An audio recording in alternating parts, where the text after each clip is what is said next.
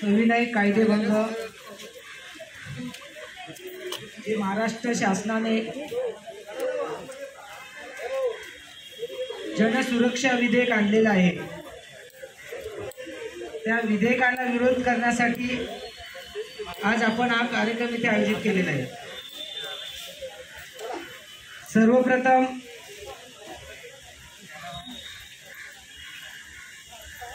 मी इथे बसलेल्या सगळे जे पावसात भिजत राहिले त्या सगळ्या शूर सैनिकांचं अभिनंदन करतो। जोरदार टाळ्या वाजवा। खरं माझ्या अगोदरच्या वक्त्याने अनेकदा बोलले की आपल्या देशाला स्वातंत्र्य मिळालं 15 ऑगस्ट 1947 ला आपल्याला स्वातंत्र्य मिळालं। त्या अगोदर आपण इंग्रजांचे गुलाम होतो आणि स्वातंत्र्य मिळवून देण्यासाठी अनेक क्रांतिवीरांनी आपल्या प्राणाची आहुती दिली, बलिदान दिलं, छातीवर गोळ्या झेलल्या, फासावर गेले आणि त्यानंतर हे स्वातंत्र्य मिळाले। माझ्या अगोदरचे वक्ते म्हणाले की त्यांच्यासारखेच आम्ही छातीवर गोळ्या झेलायला तयार आहोत, त्यांच्यासारखेच आम्ही फासावर जायला तयार आहोत, जेलमध्ये जायला तयार आहोत, परंतु काही पावसात भिजायला तयार नाही। म्हणून मी तुमचं अभिनंदन केलं। जे बाहेर पडले त्यांनी समजून घ्या, ज्याने छत्र्या उघडल्या त्यांनी समजून घ्या की आम्हाला जर दुसऱ्या स्वातंत्र्याची लढाई लढायची असेल, आमच्यावर अन्यायकारक जे विधेयक कायदे लादले जातील ते दूर करायचे असतील, थांबवायचे असतील, तर आम्हाला पावसाची भीती बाळगता कामा नये, आम्हाला उन्हाची भीती असता कामा नये, आम्हाला थंडीची भीती असता कामा नये। याच्या पुढे मी सगळ्यांना सांगेन, जे संघटनेचे सैनिक आहेत त्यांनी कुठल्याही मोर्चात, आंदोलनात भर पावसात छत्री उघडायची नाही म्हणजे नाही। सैनिक बोलतो ना आपण सगळ्यांना, तुम्ही बोलताय की नाही सगळे, मला माहिती तुम्हाला बोलता नाही पण तोंडावर पट्टी। म्हणून ज्यावेळेस आपले आंदोलन अशी सुरू असतील त्यावेळेस अगोदरच सांगायचं, ज्याला पावसाची भीती वाटेल त्याने बाहेर निघा, ज्यांना अटक व्हायची भीती वाटत असेल त्याने बाहेर निघा। 15 ऑगस्टला स्वातंत्र्य मिळालं आणि 26 नोव्हेंबर 1949 ला आपण भारताची राज्यघटना स्वीकारली, भारतीय संविधान स्वीकारलं। आशा ताईंनी खूप छान सांगितलं, उज्ज्वला ताईंनी तर मस्त सांगितलं। अगोदर सगळं मटेरियल तयार करून ठेवलं आणि नंतर फक्त फोडणीत द्यायची बाकी, बरोबर ना उज्ज्वला? तसं विधेयक की स्वातंत्र्य मिळालं त्या क्रांतिवीरांची स्वप्न होती की माझ्या प्रत्येक या देशातील बांधवाला, भगिनीला 3 वेळचं पुरेसे अन्न मिळेल, डोळीवर चांगला छप्पर असेल, अंगावर पुरेशी वस्त्र असतील, माझ्या मुलांना चांगलं शिक्षण असेल, आरोग्याची चांगल्या सुविधा असतील। परंतु देशाच्या स्वातंत्र्याची 75 वर्ष निघून गेली आणि भारतीय संविधानाला 75 वर्ष सुरू होत आहे स्वीकारल्यानंतर, म्हणजे अमृत महोत्सव सुरू होत आहे। आणि ते स्वीकारल्यानंतर त्याच्यामध्ये पहिलं पान आहे, पहिलं पान अशा ताईने जे सांगितलं त्या पहिल्या पानावर प्रास्ताविका आहे, त्याच्यामध्ये पहिलंच वाक्य आहे की आम्ही भारताचे लोक या देशाचे कोण आहोत? मालक आहोत। याचाच अर्थ ज्यांना आम्ही निवडून देतो ते सरपंच असतील, नाहीतर मुख्यमंत्री असतील, तो ग्रामपंचायतीचा ग्रामसेवक असेल, नंतर शिव असेल, ग्रामविकास मंत्री असेल, सचिव असेल मंत्रालयात बसलेला, तहसीलदार असतील, नाहीतर कलेक्टर असतील, हे कोण आहेत? लोकसेवक आहेत। एक लक्षात ठेवा, लोकसेवक। जर आम्ही मालक आहोत ते कोण आहेत? लोकसेवक आहेत। हे विधेयक मंजूर झाले, फक्त राज्यपालांची सही होणं बाकी आहे। विधेयक आलेलं आहे,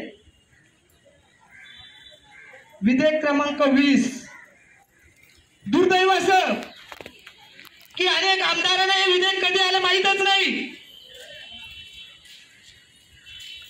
अनेक संघटनांना माहीत नाही, परंतु आपल्या संघटनेला ज्यावेळेस माहीत झालं हे विधेयक आले त्याच्यामध्ये काय लिहिले लक्षात घ्या. नक्षलवादी संघटनेला वाढल्यात, त्यांच्या कारवाई झाली पाहिजे का नको, त्या बंद झाल्या पाहिजेत का नको, बंद झाल्या पाहिजेत, त्या मताशी आम्ही सहमत आहोत. परंतु तो नक्की संघटना नक्षलवादी आहे की काय हे ठरवण्याचा अधिकार जिल्हाधिकाऱ्यांना असेल, पोलिसांना असेल.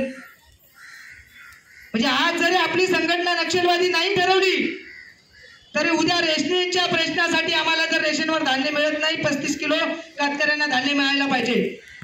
बरोबर, आधी जमातील अंत्योदयच्या कार्ड धारकांना अनेक दुकानदार 20 किलो देतात, 25 किलो देतात, आणि अशा वेळेस जर आम्ही अधिकाऱ्याला जाब विचारायला आलो तर तुम्ही आम्हाला नक्षलवादी ठरवणार. भिवंडी तालुक्यामध्ये जवळपास 2000च्या आसपास आधार कार्ड अजून मिळालेलं नाही, आणि ते जर आम्ही तहसीलदारांना विचारायला आलो तर तुम्ही आम्हाला नक्षलवादी ठरवणार. अनेक मंत्री सांगतात की तुमच्या संघटनेला काही भीती नाही, तुमची संघटना आम्ही नक्षलवादी नाही ठरवली. म्हणून आम्ही सांगतोय कायदा काय आहे हा तहसीलदार साहेबांनी जर आम्हाला समजून सांगितला तर बरं होईल. एक व्यक्ती सुद्धा नक्षलवादी ठरू शकतात, आपल्याला लक्षात ठेवा, एका व्यक्तीला सुद्धा. आणि जर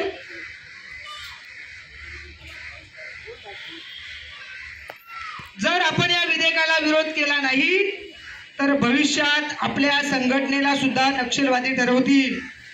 मला रस्त्यात येताना एक जण म्हणाला, प्रेमंत भाऊ, अरे तुम्ही शिवसेना बीजेपीला पाठिंबा देताय आणि त्या सरकारच्या विरोधी आंदोलन करताय. हो, आम्ही ज्याला पाठिंबा देतो तो पक्ष आहे आणि ज्याच्या विरोधी आंदोलन करतोय ते सरकार आहे, लक्षात ठेवा. आणि सरकार ते कोणत्याही पक्षात असेल, आमची संघटना कधी विकली गेली नाही. तुम्हाला आम्हाला सगळ्यांना माहिती आहे, आपले भाऊ आदिवासी क्षेत्र आढावा समितीचे महाराष्ट्र राज्याचे अध्यक्ष आहेत, कॅबिनेट मंत्र्यांचा दर्जा आहे, परंतु ज्या ज्या वेळेस लोकांवर अन्याय होतो, अत्याचार होतो, तेव्हा भाऊ रस्त्यावर उतरतात सरकारमध्ये असून सुद्धा सरकारच्या विरोधात. असा एकमेव नेता महाराष्ट्रात आहे, लक्षात ठेवा, एकमेव नेता. नाहीतर दुसरे नेते आम्हाला कुठलं जरासं पद दिलं का मग सरकारच्या विरोधी बोलायचं नाही. म्हणून भाऊ लक्षात ठेवा, आपल्या संघटनेच्या महाराष्ट्र राज्याच्या अध्यक्षांनी 2 दिवसापूर्वी एक मेसेज टाकला की या विधेयकाला ज्यांचा विरोध असेल, ज्या कार्यकर्त्यांचा विरोध असेल, जे जेलमध्ये जायला तयार असतील कमीत कमी 15 दिवस, अशा लोकांची यादी पाठवा आणि फॉर्म भरून पाठवा.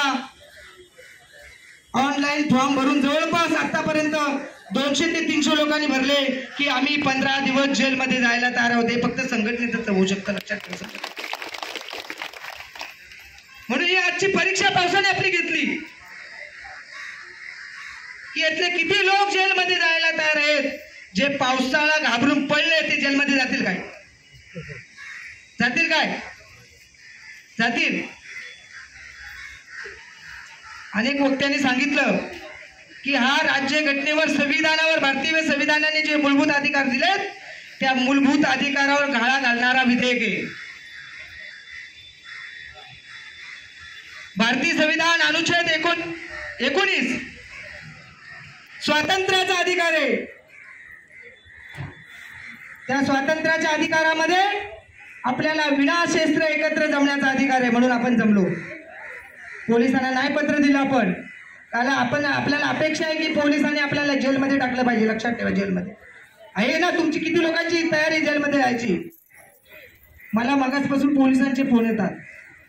मी बोलत होतो ना फोनवर, ते गोपनीयवाल्यांचे फोन, माझे मित्र आहेत, तरी पण ते आत टाकतील की नाही?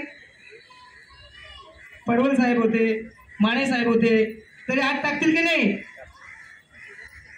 कारण पोलीस जे सरकार सांगेल ते त्यांना ऐकावं लागेल. कायद्याच्या चाकोरीत त्यांना जे करायचं ते करावं लागेल. परंतु भारतीय राज्यघटनेने अनुच्छेद 19 मध्ये आपल्याला स्वातंत्र्याचा अधिकार दिला, बोलण्याचं स्वातंत्र्य, संघटना करण्याचं स्वातंत्र्य, फिरण्याचं स्वातंत्र्य, कुठेही व्यवसाय करण्याचं स्वातंत्र्य, राहण्याचं स्वातंत्र्य. आणि भारतीय राज्यघटनेवर मूलभूत अधिकाराला जर बाधा आणली, या सरकारने बाधा आणली विधेयक आणून, जर गदा आणली तर अनुच्छेद 32 आहे. आपण सरकारच्या विरोधात सुप्रीम कोर्टात, हायकोर्टात जाऊ शकतो. लक्षात घ्या, आहे की नाही आपल्याला अधिकार. एका बाजूने आपण कोर्टातही लढणार आहोत आणि दुसऱ्या बाजूने रस्त्यावरची लढाई सुद्धा लढणार आहोत. काय म्हणाले सरकार, याच्यामध्ये काय लिहिलंय की आतापर्यंत नक्षलवाद्यांना संपवण्यासाठी कायदे अपुरे पडले. अरे आताच 1 जुलैला पोलीस कायदा आला ना, BNSS, भारतीय नागरी सुरक्षा संहिता. मग तो कायदा करताना तुम्ही काय करत होते?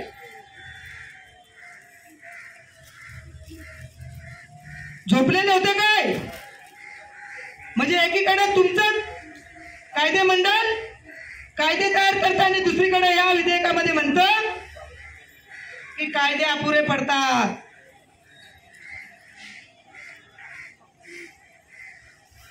चांगले कायदे करा, आम्हाला काही देणं घेणं नाही त्याच्याशी. परंतु संघटना बंदीचे कायदे जर तुम्ही आणत असाल, आमच्या स्वातंत्र्याच्या अधिकारावर जर गदा आणणारे कायदे तुम्ही अंमलात आणत असाल, तर श्रमजीवी संघटना ते कदापि सहन करणार नाही. लक्षात ठेवा, सहन होऊ देणार नाही. म्हणजे होऊन देणार. म्हणून आपल्याला उद्यापासून, आता आपण तहसीलदार साहेबांकडे आलोय, त्यातले काही महत्वाचे भाग आहेत जे आम्हाला कळलेले नाहीत, ते त्यांनी समजावून सांगावेत. हा कायदा काय, बरोबर ना? नाहीतर लोकशाही जाईल आणि हुकुमशाही येईल. लक्षात घ्या, नोकरशाहीचं राज्य येईल. कारण इथे जर ग्रामसेवकाला जाऊन जर विचारलं मला घरकुल का आलं नाही, आणि ग्रामसेवकाने सांगितलं हा नक्षलवादी मला दम देत होता, तुमचा रिपोर्ट गेला.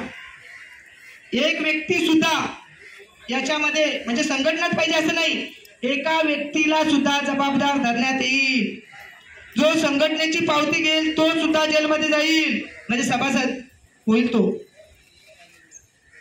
जो संघटनेला देणगी देईल त्याला सुद्धा जेलमध्ये टाकलं जाईल. म्हणजे 1975ला इंदिरा गांधींनी देशाच्या अंतर्गत सुरक्षेला धोका आहे असे सांगून आणीबाणी लावली, आणि ते सत्ताधारी संविधानावर बोलतात, अरे इंदिरा गांधींनी केलं त्याच्यापेक्षा वाईट तुम्ही करायला लावलंय. बरोबर की नाही? त्याच्यापेक्षा वाईट तुम्ही करायला लावलंय. आणि श्रमजीवी संघटना हे होऊ देणार नाही. म्हणून माझी सगळ्यांना विनंती, उद्यापासून प्रत्येक ग्रामपंचायतीला, आता आपण माननीय तहसीलदार साहेबांना, हा आंदोलन तहसीलदार साहेबांच्या विरोधात आहे का? नाही, आपण शिकायला आलो. आंदोलन म्हणजे काय? हे वेगळं आंदोलन आहे. आम्हाला कायदा माहित आहे तरी पण आम्ही मोडतोय, असं लक्षात आलं का? सविनय कायदेभंग, जो महात्मा गांधींनी आपल्याला शस्त्र दिला की आम्हाला कायदा माहित आहे, आम्ही कायदा मोडतोय, ते तरी सुद्धा आम्ही इथे काय करतोय? आम्हाला अटक होऊ शकते माहित आहे, तरी सुद्धा आम्ही इथे बसलोय, कायद्यात आम्ही बोलतोय. तहसीलदार साहेबांना आपण निवेदन देणार आहोत. ते कोणाला देणार आहेत? त्यांच्या मार्फत या महाराष्ट्राचे उपमुख्यमंत्री देवेंद्रजी फडणवीस साहेबांना आपण आपलं काय देणार आहे? निवेदन देणार आहेत. आणि उद्यापासून प्रत्येक ग्रामपंचायतीवर, ग्रामसेवकाच्या विरोधी मोर्चा नाही तो किंवा आंदोलन नाही, प्रत्येक ग्रामपंचायतीमध्ये जाऊन निषेध व्यक्त करायचा आहे शासनाच्या विरोधात.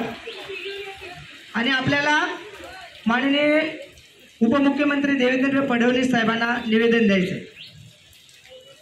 मला माहित आहे की पावसात तुम्ही सगळे भिजताय,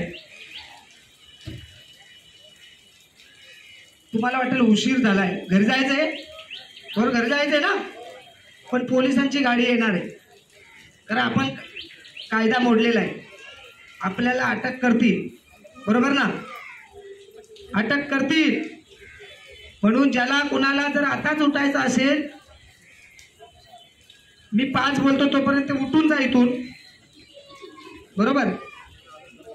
जो घाबरत नाही जेलमध्ये जायला तरी बसा. 5 बोलतोय. 1 2 3 4 5.